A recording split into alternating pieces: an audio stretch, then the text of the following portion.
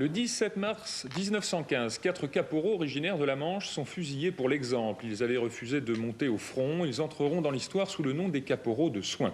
Chez nous, cette affaire devint l'affaire Maupas. Elle sortit de l'anonymat grâce au combat de la veuve d'un des caporaux, Blanche Maupas. Elle en fit un livre, Le Fusillé. Aujourd'hui, c'est l'une de ses anciennes élèves, Jacqueline Lenné, qui retrace l'histoire et la souffrance de ces hommes. Élevé ici en mémoire de 4 hommes, le monument rappelle le souvenir de centaines d'autres. Les caporaux de soins venaient du sud de la Manche. Ils ont été fusillés en 1915. Parce que la compagnie complètement épuisée n'était pas montée à l'assaut du moulin de Soins dans la Marne, les caporaux sont passés en conseil de guerre et 4 ont été exécutés, pour l'exemple.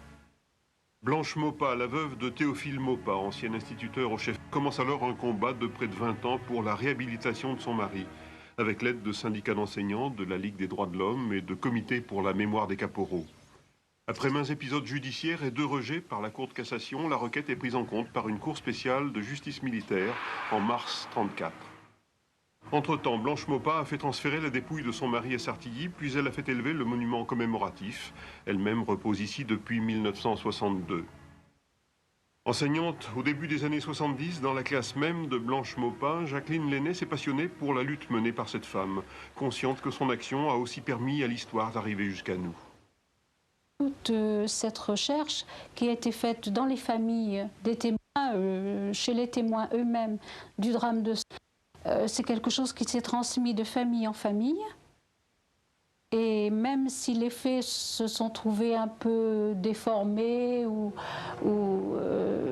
erronés, il est resté une mémoire dans ces familles qui s'est transmise. L'affaire des fusillés a été abordée par le livre et le cinéma. Stanley Kubrick l'avait évoqué dans Les Sentiers de la Gloire, un film quelque temps bloqué par la censure. À Sartilly, la bibliothèque a célébré avec une exposition le 60e anniversaire de la réhabilitation. Le drapeau, confectionné à Reims, lui aussi objet de polémique, était une des pièces maîtresses. La même année, le récit de Blanche Maupas a été réédité.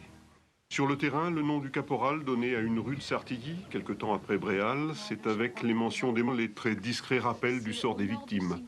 Manifestement, il faut du temps pour dissiper le trouble, malgré l'absolution d'une haute juridiction.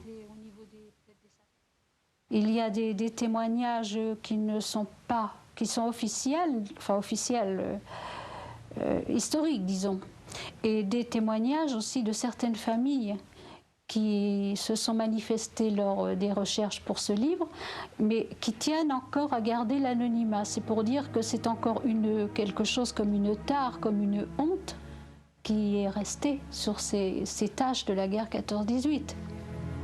Pour cette seule année 1915, il y aurait eu 442 condamnations suivies d'exécutions, selon les chiffres officiels.